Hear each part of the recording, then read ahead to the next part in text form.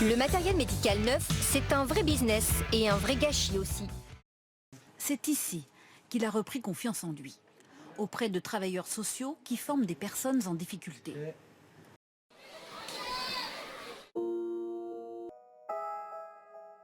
On revend une machine à laver qui a 3 ans, qui aurait dû être jetée. Cette machine à laver est refaite à neuf, est revendue. Et ce sont des associations qui vont essayer d'organiser des événements pour inciter les consommateurs à réparer plutôt qu'acheter. Le principe, c'est ça.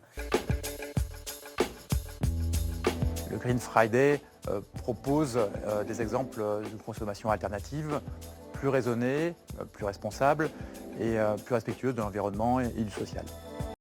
Green Friday, une journée organisée notamment à Paris pour sensibiliser à une consommation plus responsable. Le magasin de Sabine fait partie des 150 enseignes qui se lancent donc dans le Green Friday, les pendants responsables du Black Friday. Non, c'est pas obligatoire, cette surconsommation. C'est la présidente du réseau Envie qui souhaiterait que demain le consommateur tourne 5 fois sa carte bleue dans son portefeuille avant d'acheter. En réaction au Black Friday et même en résistance, il y a le Green Friday, mouvement lancé l'an dernier pour s'opposer à l'esprit de surconsommation de cette opération. Dans ce réseau d'électroménagers d'occasion, les clients peuvent participer à des ateliers gratuits ou apporter leurs appareils en panne.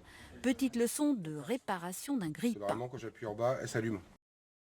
L'entreprise solidaire Envie de Nîmes propose à ses clients de l'électroménager d'occasion pour lutter contre le gaspillage. Ce sont d'abord des conseils dispensés par des techniciens chevronnés pour prolonger la durée de vie de votre machine à laver. Consommer de l'occasion, c'est pas consommer bas de gamme, qu'il y a des ressources qui sont limitées et qu'on a des solutions.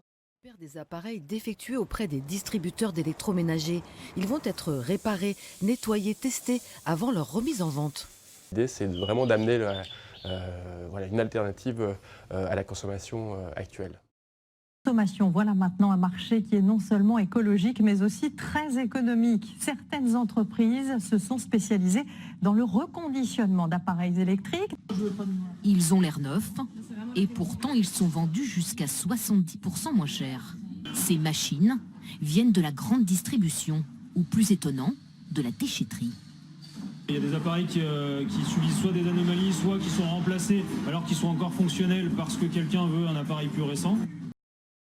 Oui, à Angers, en Maine-et-Loire, une association d'insertion professionnelle s'est lancée il y a 2 ans dans le reconditionnement et la remise à neuf de fauteuils roulants, lits médicalisés et autres déambulateurs. Nous sommes dans les locaux d'Envie Autonomie, une association qui récupère gratuitement lits, fauteuils, déambulateurs et autres matériels médicaux fatigués, dont l'unique but de leur refaire une santé. Le principe, c'est de collecter les appareils une fois qu'on les a amenés ici, en fonction de leur qualité, de leur âge et de leur capacité technique, soit en pièces, soit en rénovation. On va les stocker.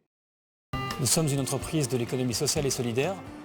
Nous sommes spécialisés dans la collecte, la rénovation et le recyclage des appareils électroménagers, multimédia, mais aussi du matériel médical. Envie s'implique auprès de ses concitoyens par sa triple vocation.